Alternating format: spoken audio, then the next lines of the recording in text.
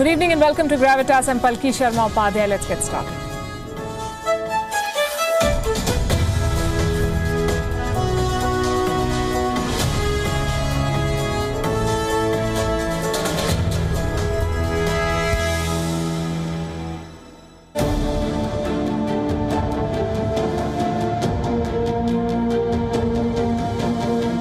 As of today, General Rawat, which neighbor, according to you, poses a bigger security threat to India, Pakistan or China? We know that we have challenges on both sides, but we have to obviously address a larger neighbor with some degree of concern. In the month of February, India and China agreed to a partial troop pullout. Since then, what progress have we made in the disengagement process? Well, we've had some very good progress made in the area of Pangong Tso. Status quo ante, sir, is that what we are aiming for in Ladakh? Yes, we wish to achieve status quo ante, and our bottom line is that we want to revert to April 2020 situation. India is effectively mounting what is called a 360-degree challenge to China's expansionism. That is exactly, I think, what we need to be looking at. We cannot fight the next war like we fought the last war. How do you draw the line between the demand for accountability and the politics over security forces? I don't think in the military we get too concerned about this. Has the situation really improved on the border with Pakistan? Pakistan must understand, if they want a genuine ceasefire, they must cease fire on all fronts. Otherwise, our armed forces are always ready to retaliate in a befitting manner.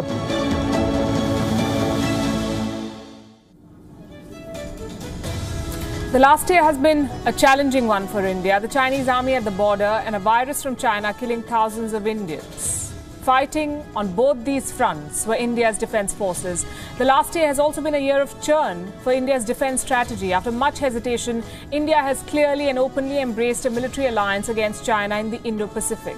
The Quad is being called the Asian NATO. In the neighbourhood, there are challenges from all directions. American troops are pulling out of Afghanistan. Will they leave behind a power vacuum? Who will fill it? How much will India engage with the Taliban, if they do at all? What do we make of the ceasefire with Pakistan and the peace offers from Islamabad? Today, I put all these questions and more to the man leading India's defence strategy, the country's first ever Chief of Defence Staff, General Bipin Rawat, who is also the principal military advisor to the Defence Minister of India, steering India's military integration, overseeing the process of creating theatre commands and the modernization of the forces. On Gravitas tonight, we bring you an excerpt of this exclusive interview. Also on the show, what's cooking in Cornwall, the politics, the photo ops and the protests from the G7 summit coming up.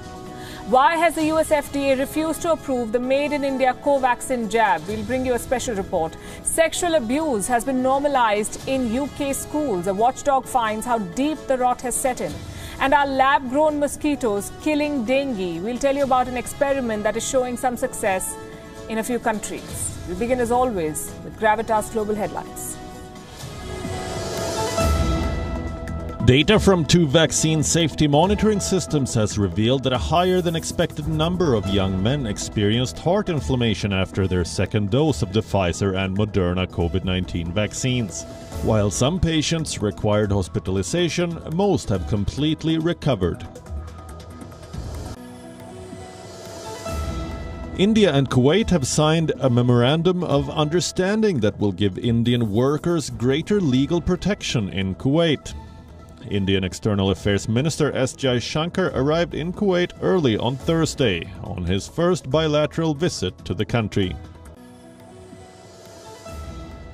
The White House has reiterated the Biden administration's comment to the new global digital tax initiative, saying it will build a more equitable tax system by making big corporations pay their fair share.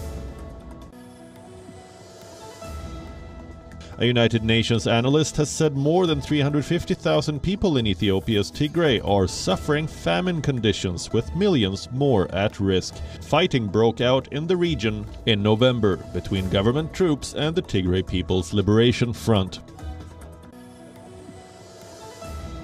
Protesters threw eggs at the residence of former Mexican President Luis Echeverria to mark the 50th anniversary of the Corpus Christi massacre. University students and civil groups also marched in Mexico's capital to remember the victims of the 1971 massacre, when a group of government troops killed nearly 100 students.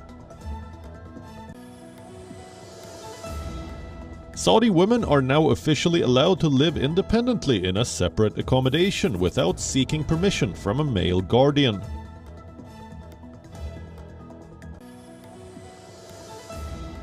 Snow-blanketed New South Wales and Victoria in Australia due to a cold snap travelling upwards from Antarctica.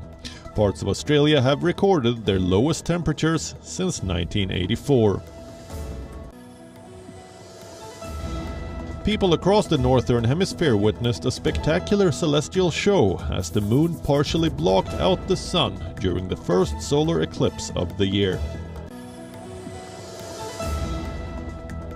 Barbara Krejcikova of the Czech Republic is through to her second final at this year's French Open.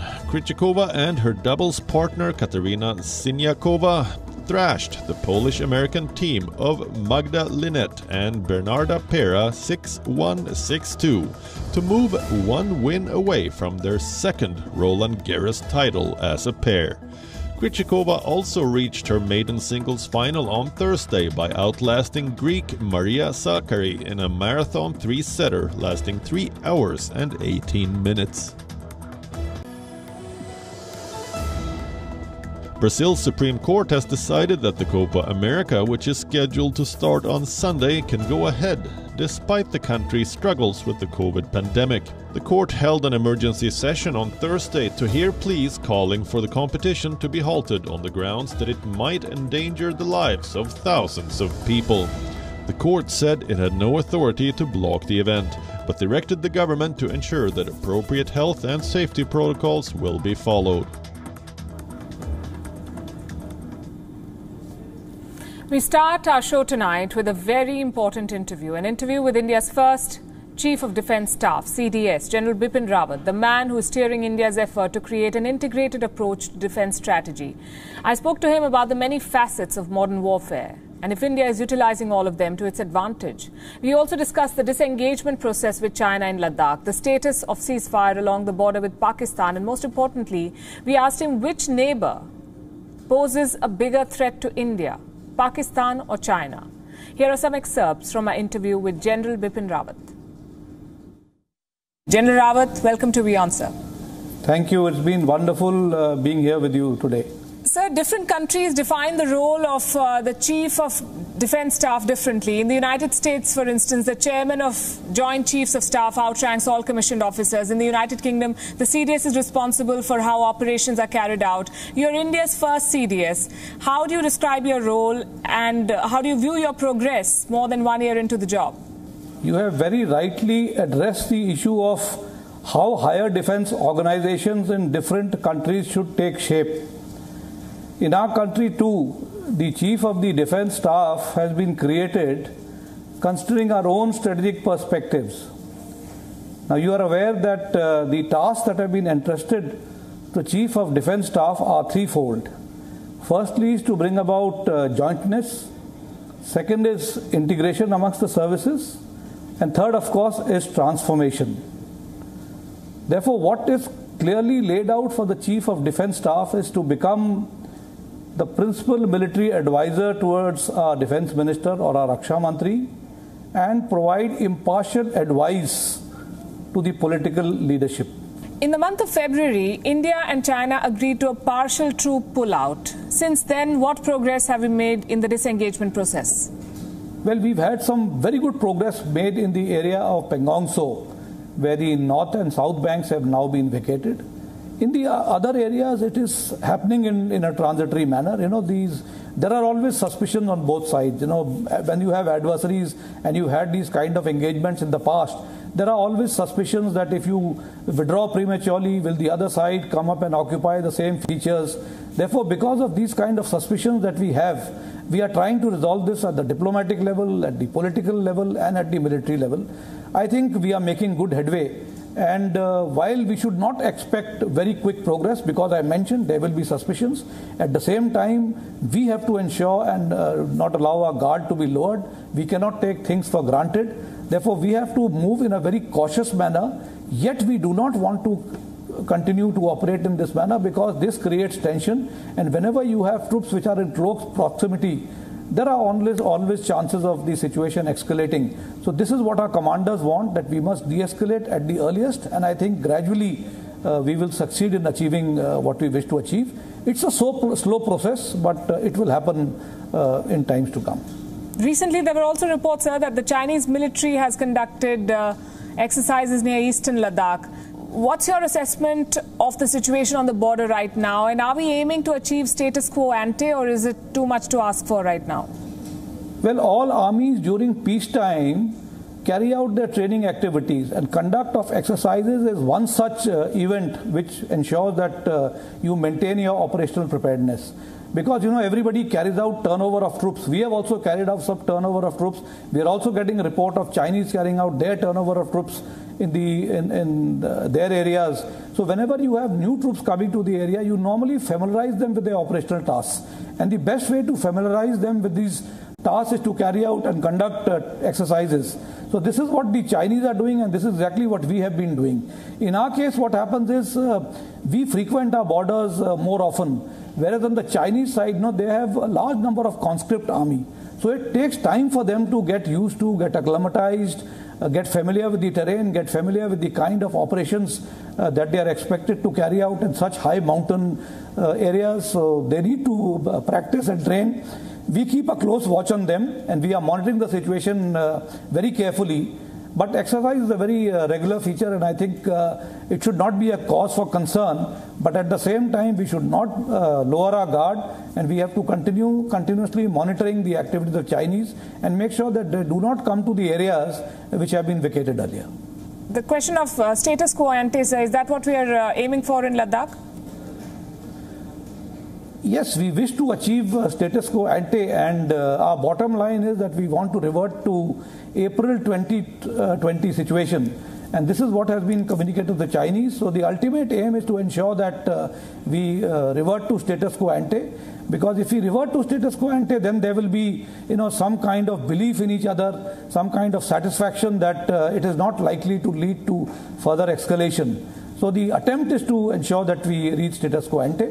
As I said, it will be a gradual process, but I'm quite sure both sides are looking at returning to status quo ante, and let's hope for the best, because effort is being made at all levels, as I said, be it political, diplomatic, or at the military front. Our lower commanders are constantly in contact with each other to make sure that the situation does not turn ugly. So modern warfare has many facets. It's not just the border and the battlefield anymore. There can be economic and diplomatic pushback. There can be strategic alliances. Do you think India is effectively mounting what is called a 360-degree challenge to China's expansionism? That is exactly, I think, what we need to be looking at. We have to prepare for future kinds of warfare. As you have rightly identified, we cannot fight the next war like we fought the last war.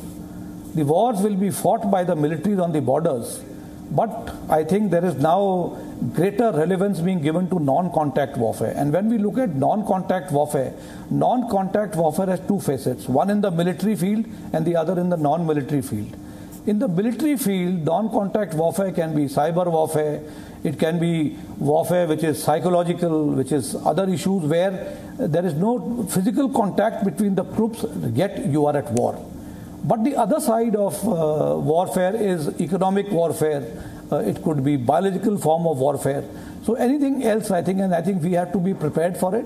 And I think our nation, India as a whole, is looking at the international community to work together and make sure that this kind of warfare does not go unaddressed, and that the Committee of Nations unite together to ensure that any one nation which carries out this kind of warfare in isolation is dealt with in a firm manner through a grouping of nations, through a collective effort, so that individual nations, we are capable of taking care of our situation, but there are other nations which are weak who do not suffer. So I think the weak, the strong, everybody has to get together to make sure that any one particular nation does not roughshod the other. So these are issues which we have to deal with, and I think we see the proactive effort by the Ministry of External Affairs, and all the other ministries, the way they are moving forward, whether it is the economic situation, whether it is the diplomacy or anything else that we are trying to look at. We are making sure that we are able to manage our situation without getting embroiled in direct contact with the adversary, but at the same time address the issues of non-contact warfare, both from the military and the civilian perspective. Another kind of non-contact warfare is a constant propaganda war, some would say, a narrative war. And these have become integral to how countries deal, not just with adversaries, but also how they keep their allies in check. How do you think India is faring in the face of, say, Western control of the narrative? No, we are, I think, ensuring that we maintain our strategic autonomy. We are a nation. We are not a nation that can be pushed over. We understand our strength. We understand our challenges. And therefore, we carry out a proper appreciation of where lie our strength and where lie our challenges. And I think we need to cash on our strength. And wherever we have challenges, and in these challenges, if we find some weaknesses, we need to address those weaknesses. But if we have to take some support from other nations in overcoming the challenges that we have, I think we should not hesitate. And I think that is the way forward, and that is what is happening today. And I think because of the COVID and the kind of support that we gave initially to the international community, the kind of support that the nations are now giving to us in return at this juncture is helping us not in overcoming the pandemic and the COVID-19 situation. But I think the international community is moving forward to ensure that India does not remain isolated and gets support no matter in whatever field, whether it is economic support, diplomatic support, or any other kind of support that India may need. So I think to that extent, the whole of the government approach, we've been able to accomplish the desired mission. Right. And there's also the element of politics. Until recently, the Army's position and role was more or less sacrosanct. But in the recent past, and also when you were Army Chief, we saw that there was more and more politics over the military, the demand for proof of actions. Does all of this bother you? And how do you draw the line between the demand for accountability and the politics over security forces? I don't think in the military we get too concerned about this. Because when we execute an action, we know what we have achieved. And the adversaries also understand what kind of damage they have suffered. So we don't have to get concerned about what people say. We have to believe in ourselves. And so long as we believe in ourselves we understand that our military is capable of delivering results when the time comes, no matter how difficult the task is, I think it gives us satisfaction. And it is for us to look inwards and see, are we satisfied with what we achieved, and not bother about what the others say or feel. Of course. In the month of February, India and Pakistan made an unexpected joint ceasefire announcement. Then in the month of March, Pakistan's Army Chief General Qamar Javed Bajwa also said that it's time to bury the past and move forward. Has the situation really improved on the border with Pakistan? We've had these ceasefires in the past. The first one we saw was in 2003. How long did it last, we all know. This time we are going for yet another phase of the ceasefire, but this time the ceasefire was, I think, more on humanitarian grounds, because both sides, the civilians were suffering casualties, because invariably we found that whenever there was a ceasefire violation and there was pressure on Pakistan, they would start targeting our civilian population. So we were concerned about the casualties that our civilians were suffering, the damage to their property, the damage to their cattle and their crops. So we were also concerned about the ceasefire, and so ceasefire has happened. Well, I have been watching the Chief of the Army Staff visiting forward areas, his commanders visiting forward areas. There is constant communication taking place between the lower commanders, between the Pakistan and the Army commanders and the Indian Army commanders. So I think as of now the ceasefire is holding, except for one small minor incident that happened in Samba between the Rangers and the BSF. But I think we cannot lower our guard. So all that I would like to say is Pakistan must understand, if they want a genuine ceasefire, they must ceasefire on all fronts. Ceasefire on the borders, ensure no support to terrorism in the hinterland, make sure that these warlike stores are not delivered. And if this continues, only then we should accept the kind of ceasefire and have faith in the ceasefire. Otherwise, our armed forces are always ready to retaliate in a befitting manner, because any incident of violation of the ceasefire or any attempt at infiltration along the line of control And I think they will get a befitting reply from our troops deployed on the borders. We are not lowering our guard while we are exercising utmost caution, but in no way will we allow Pakistan to take advantage of this ceasefire by allowing this kind of a thing to happen. Why do you think they're making these peace offers now? And earlier there used to be almost daily reports of actions along the border. With your experience of having dealt with how the Pakistani side behaves, do you think things are actually on the mend, or is this the lull before the storm? Well, the kind of escalation that had happened over the past few years, especially after the Burhan Wani incident, we found that the situation in the hinterland went awry, and then we were able to bring the situation under control. I think then there were attempts at infiltrating terrorists back into our country because they wanted situation to again escalate in the hinterland, I think, and then they realized that with the ceasefire violation happening, their military was suffering because they suffered heavy losses in as far as defense works were concerned, especially the forward defenses. The troops were not able to send supplies to their forward deployed troops. Casualties were being suffered on both sides as far as civilian casualties are concerned. On the Pakistan side, the Pakistan army and the civil population is living within close proximity of each other. So whenever a ceasefire violation takes place, maybe at times they suffer collateral damage. That is because Pakistan has been using civilian villages to deploy their weapon systems, especially when we find mortars and artillery weapons being used. So, sometimes maybe because of collateral damage, they've suffered some losses. And maybe the pressure has come from the civilians on the Pakistan side that they must go in for the ceasefire. At the same time, I think the kind of damages their defenses have suffered and the casualties they have suffered along the line of control also compelled them to go in for a ceasefire. At the same time, I would also like to add that the western borders had become very active.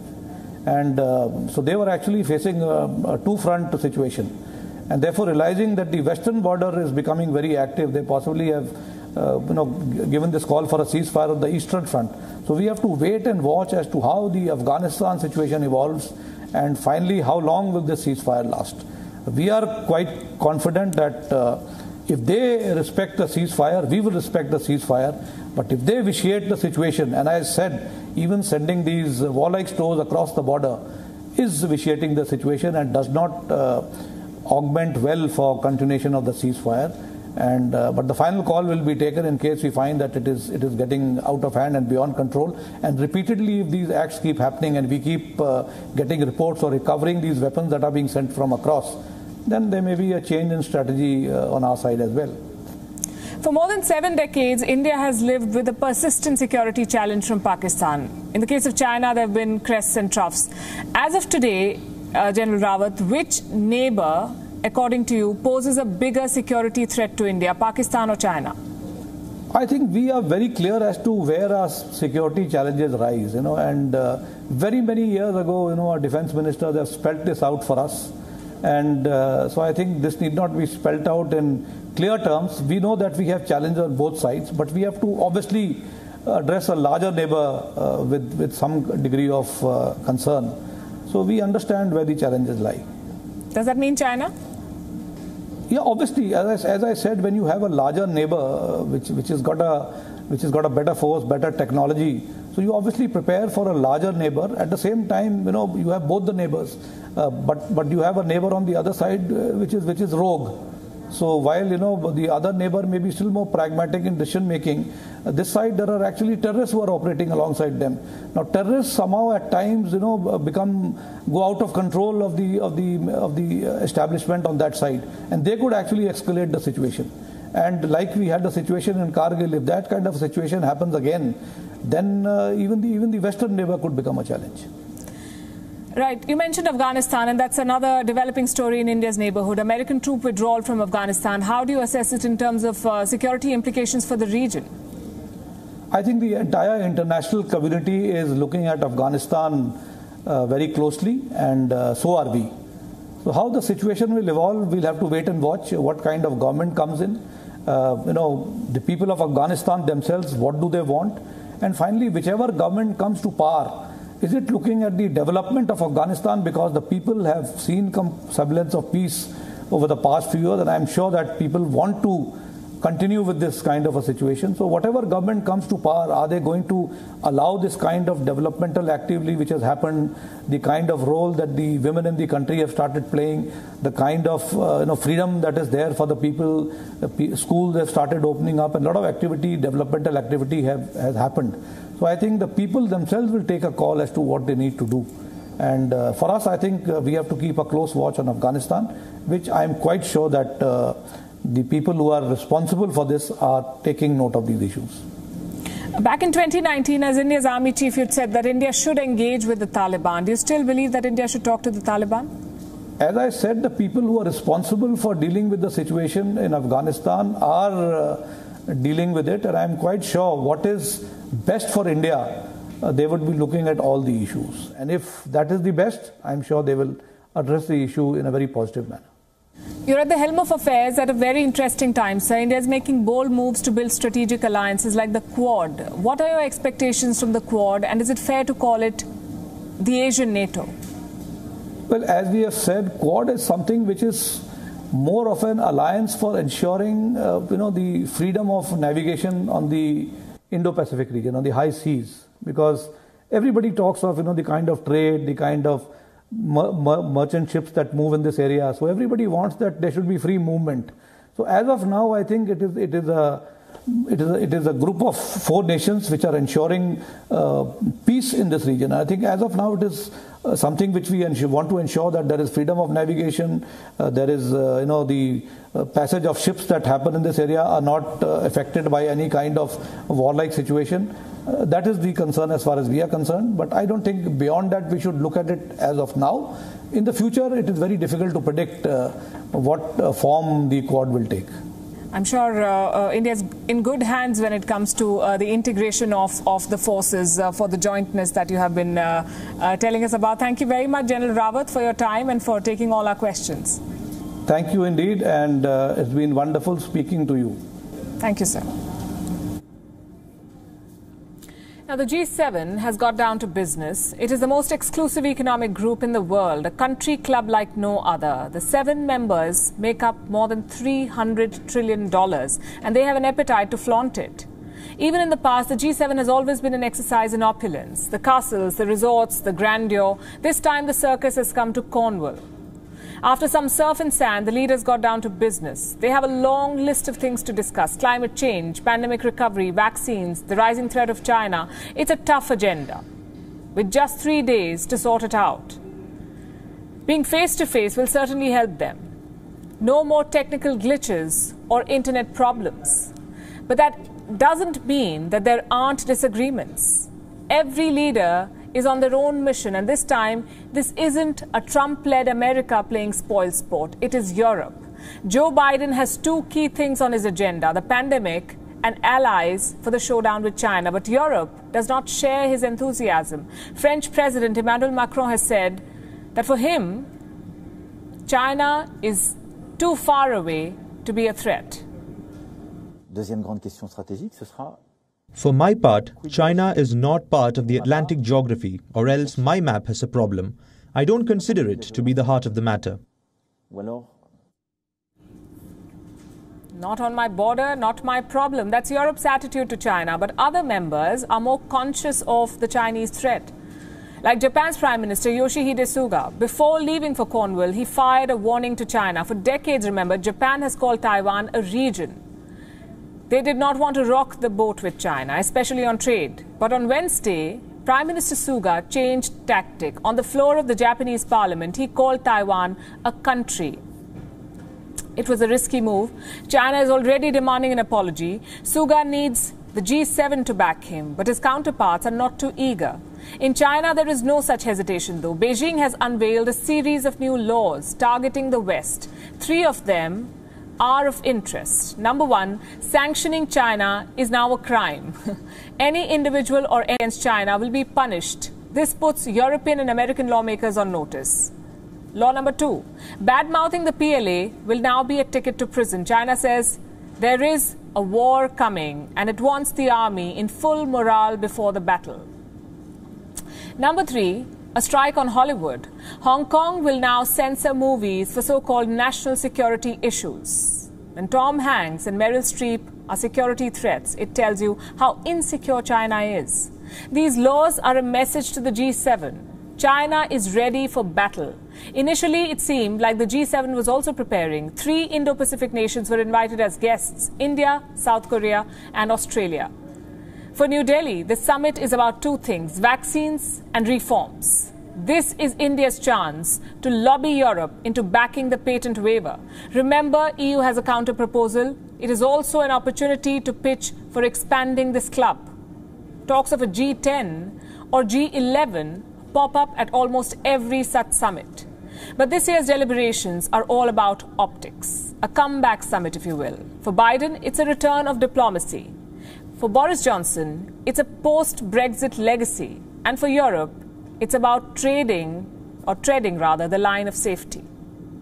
It's wonderful to listen to the Biden administration and to Joe Biden, because there's so much that they want to do together with us, from security, NATO, to climate change, and it's fantastic. It's a breath of fresh air. A lot of things they want to do together. We're going to help lead the world out of this pandemic, working alongside our global partners. Under the UK chairmanship of the G7, democracies of the world are poised to deliver as well. We need everyone across the world. We want to work together, especially on the issue of climate protection and biodiversity, where we will never find solutions without China. As we speak, the leaders are huddled around the table. They're behind closed doors, away from the cameras. But what about their better halves, their spouses? What do they do all this while? Well, traditionally, the spouses play to the cameras. Jill Biden, for example, spent the day at a school. She and a bunch of kids were feeding carrots to rabbits. Makes for great television. But summits are making a habit of this. First ladies always end up in schools or gardens.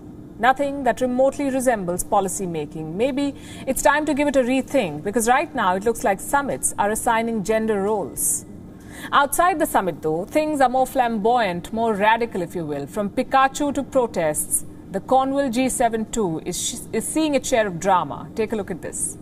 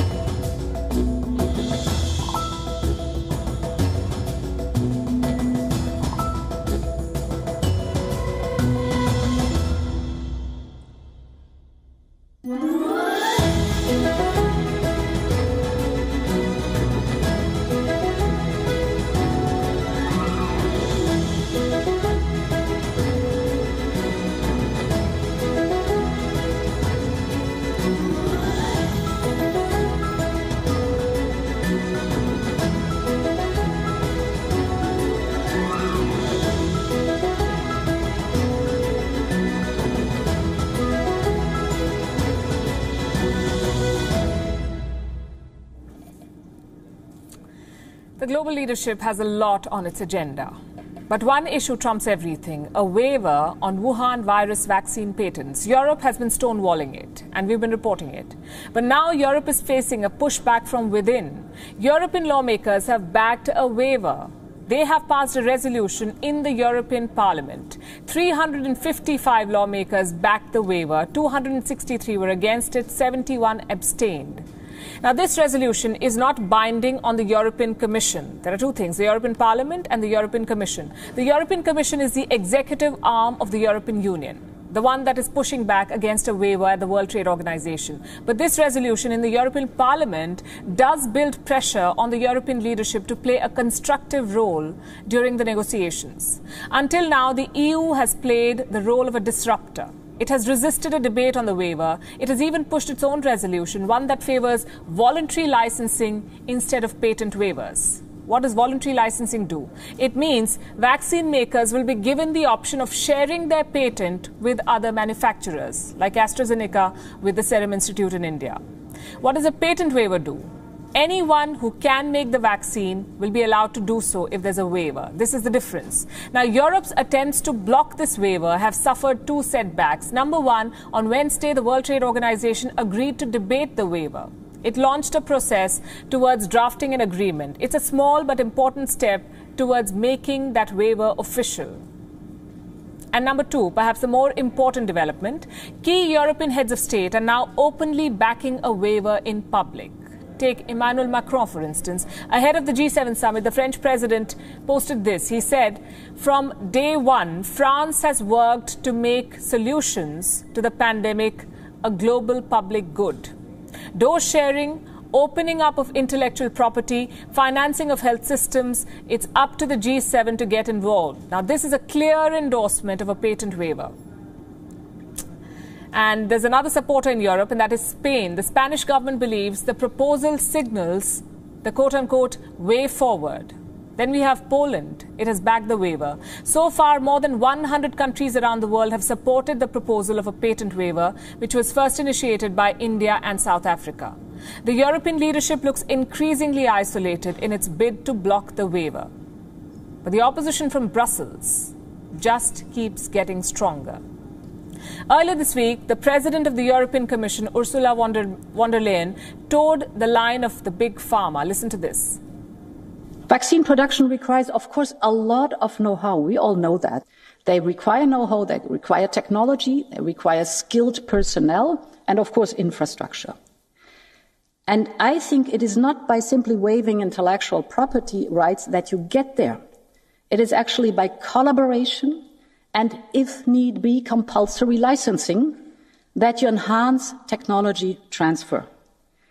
Because the patent is not telling the whole story. Those arguments are straight out of Big Pharma's playbook. Pharma giants have a lot of clout in Brussels. This is something we've reported in the past, how European commissioners with a direct stake in medicines and vaccines are trapped in Big Pharma's echo chamber. From March last year to May this year, they have met with pharmaceutical companies 140 times, European leaders. And in this period, they granted just one meeting to supporters of a waiver. Big Pharma is spending big money for this kind of access. Last year, Europe's top trade group on pharma spent more than 5 million euros on lobbying European Union officials. That's well over $6 million. Who is part of this trade group? Pfizer, AstraZeneca, Johnson & Johnson, 3 major vaccine producers. So it should not come as a surprise that European leaders are blocking a patent waiver. And in the process, they're keeping life-saving shots out of the hands of those who need them. In fact, the actions of European leaders have made sure that the vaccines remain in the hands of the elite. Last month, in a clear attempt to corner America for not sharing vaccines with the world, Ursula von der Leyen claimed that the European Union is a leader in vaccine export. She said the European Union is the only continental democratic region of this world that is exporting on a large scale. Well, here's what she did not tell the world. Who was getting these shots? The global elite. By the end of March, countries like the United Kingdom, Canada, Japan, Mexico and Saudi Arabia had got the bulk of European shots. Whether it's the issue of patents or the issue of distribution of vaccines, the European Union is single-handedly promoting vaccine inequality. And now its hypocrisy is being called out from within. It's not just a patent waiver that India is pushing for. It is also looking for international approval for the homemade vaccine Covaxin. But the going has not been easy. The WHO has not approved Covaxin yet. And now the US regulator, the FDA, has refused to give emergency approval to Covaxin. This puts a question mark on the travel, work and study plans of millions of Indians who've taken a Covaxin shot. So why is the Indian jab not being approved internationally? Our next report tells you. India is serious about Covaxin. It's a made in India jab. Prime Minister Narendra Modi has taken it. Leading ministers in his cabinet have taken it. And so have millions of Indians. The launch of Covaxin in record time was seen as a major achievement for India. But now the vaccine is chasing a global seal of approval. The latest setback has come from America. The US Food and Drug Administration, or FDA, has refused to greenlight Covaxin for America. The reason seems to be a lack of data. American biopharmaceutical company Ocugen wants to sell Covaxin in the United States and Canada. It has been asked to pursue a full authorization. In other words, it won't get an emergency use authorization.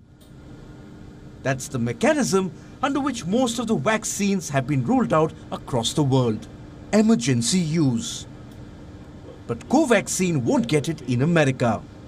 It will have to work harder for approval. Ocugen has been asked to provide more data and conduct an additional clinical trial. The company's CEO says the approval process will now take more time. American markets responded with a thumbs down. Ocugen stock fell by nearly 30% after the regulatory setback. The lack of data is hurting Covaxin at the World Health Organization too. The global health body won't give Covaxin its approval until the makers, Bharat Biotech, produce data from the third phase of trials. The company claims the data will be out by July, and WHO approvals could come by September, a full 9 months after the Indian government approved Covaxin for use. The delay is causing serious problems for some recipients. More than 400 American universities have announced vaccine mandates for international students. Indian students who plan to go to university in America are being told they'll be re-vaccinated with a different vaccine when they arrive on campus. Is this safe? There are no answers yet. 29 million doses of Covaxin have been administered to Indians so far. In private hospitals, they are sold at a premium. Under the new policy, 1 dose of Covaxin will be sold at 1,410 rupees or almost $20, making it the most expensive shot in India and the third costliest shot in the world. Is the premium pricing justified if its recipients are considered unvaccinated by most countries? Covaxin is approved in just 13 countries. In comparison, Covishield is accepted by 130 countries. The Indian government is making a push for Covaxin's global approvals. But considering the delays in the release of trial data, it may take several weeks for Covaxin to get a global green light. Bureau Report, WION, World is One.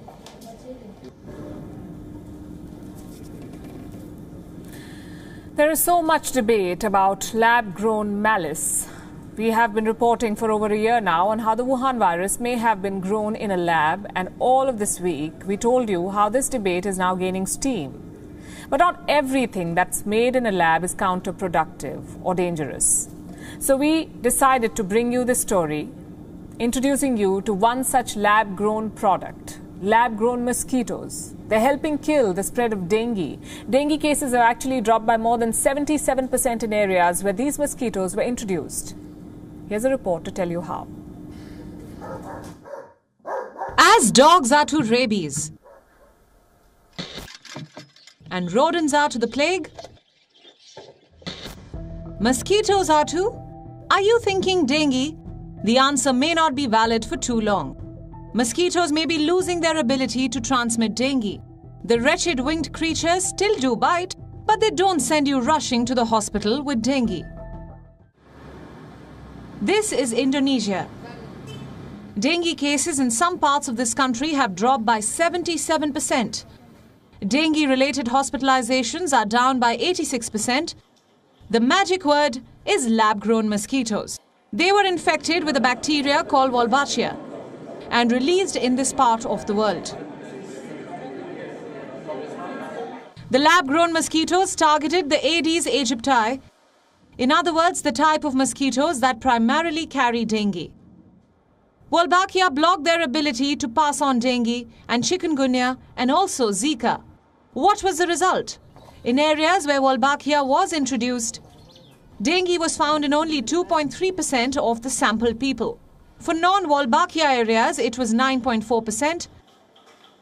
And apart from Indonesia, specially bred mosquitoes are also buzzing in parts of Vietnam, Brazil and Australia.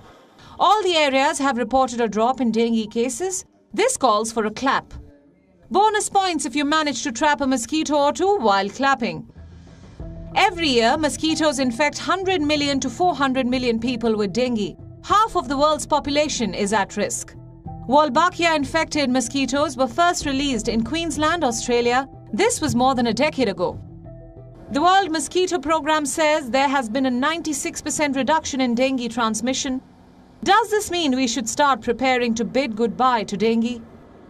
Not so soon. These trials must be expanded globally. We also need verified data to ensure that lab-grown mosquitoes are not taking a toll on the ecosystem. Currently, Wolbachia-infected mosquitoes are being released in Colombia, Sri Lanka, India and parts of the Western Pacific. Bureau Report, WION, World is One. The United Kingdom takes pride in its education system. In the sprawling campuses of Oxford, Cambridge, Manchester, there's barely any talk, though, about what happens pre-college. How are British schools? Well, they're a hub of sexual misconduct now, infested with rape culture. British schools are unsafe for girls, and I'm not the one saying this. Students are. I want to show you a page. It is called Everyone's Invited. It was founded in June 2020 by a 22-year-old college student. The page says, while finishing her English degree at UCL, Soma began sharing her experiences of rape culture on Instagram in light of the overwhelming response from those that resonated with her story. Soma found Everyone's Invited. In the last 1 year, thousands of girls have written about their experiences here, from being drugged and raped at parties to being sent or forced to share explicit images. Last we checked, there were more than 16,550 testimonies, and most of them were anonymous. Some have signed off with their school names. So far, a tenth of England's schools and colleges have been named here. Some accounts are from girls as young as 9 years old. 9. One testimony says, from the ages of 10 to 12, I was repeatedly touched and made to touch someone I trusted very much. Another, it was during my relationship he pressured me into having sex with him, got angry when I said no. These are school kids talking. A girl from Lutterworth College writes that several boys at this school have stroked my legs, several have harassed me for explicit photos. This has been happening since year 8. I'm now in year 12. Another girl writes, I was first sexually assaulted when I was 9. It was by a 14-year-old boy that used to get my school bus. I did not say anything to my parents until I was 15 because I wasn't really aware of what happened to me. And then when I learnt about sexual assault and harassment. This is the condition of the UK schools. There are pages after pages of testimonies, and they're all very disturbing. What are the authorities doing about this? Well, they only woke up after this started making global headlines. The government of Prime Minister Boris Johnson then tasked Ofsted, or the Office for Standards in Education, with carrying out a review of sexual abuse in British schools and colleges. So inspectors from Ofsted visited 32 schools and colleges. Some of the campuses were named on Everyone's Invited, the page that the girl found, and some others were not. Inspectors spoke to over 900 students, and they published a report on the 10th of June. What they found is frightening, to say the least. 9 in 10 girls said sexist name-calling happened a lot or sometimes, as did sharing of unwanted, explicit videos and pictures. Some girls said they were contacted by up to 11 boys a night who were demanding explicit photos. Students said boys often talked about whose pictures they have. The photos are then shared like a quote-unquote collection games. Girls said that they experienced unwanted touching in school corridors. But they saw no point in reporting any of these experiences. Why? Because it was seen as quote-unquote a normal experience in school, this kind of sexual abuse. It is very unsettling. Students said that they were also scared of being ostracized. Some were scared that they will not be believed. These are teenage girls we're talking about, pre-teens, being assaulted, being raped by school peers. School is supposed to be the safest place for a child after her home. Since when have schools become so dangerous? And who is to be blamed for this? Inspectors point the finger at teachers, leaders, and parents. Let me read out some of the portions of that Ofsted report for you. This is what it has found. The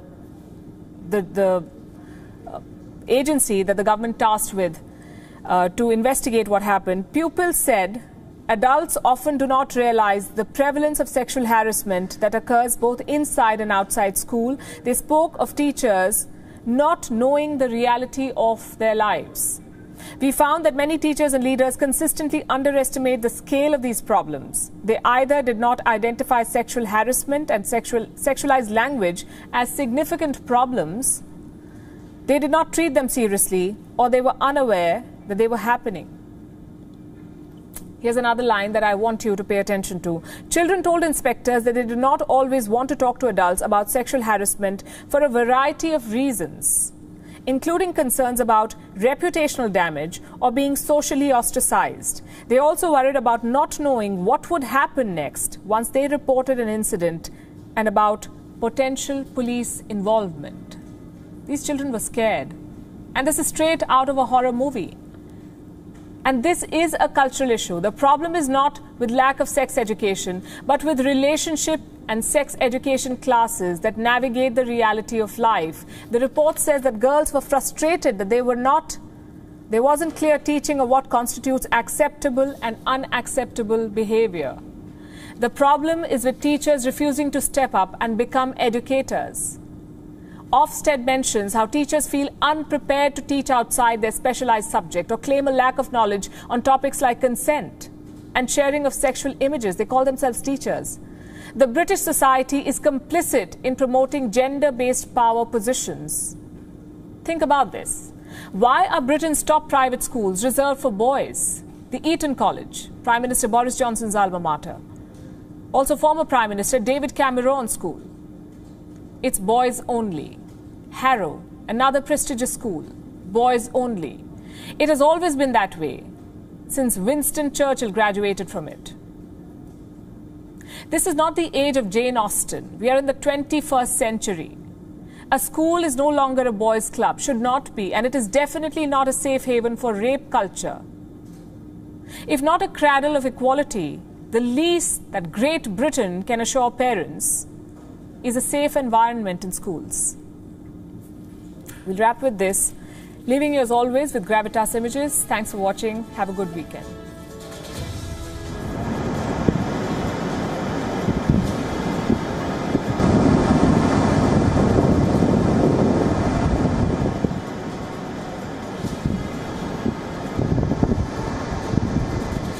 Enmiendas al texto, no habiéndolas se aprueban. Señor presidente, hay enmiendas en sala en el texto que serán leídas por el oficial de acta. Gracias, Luma. Eso, brevísimo.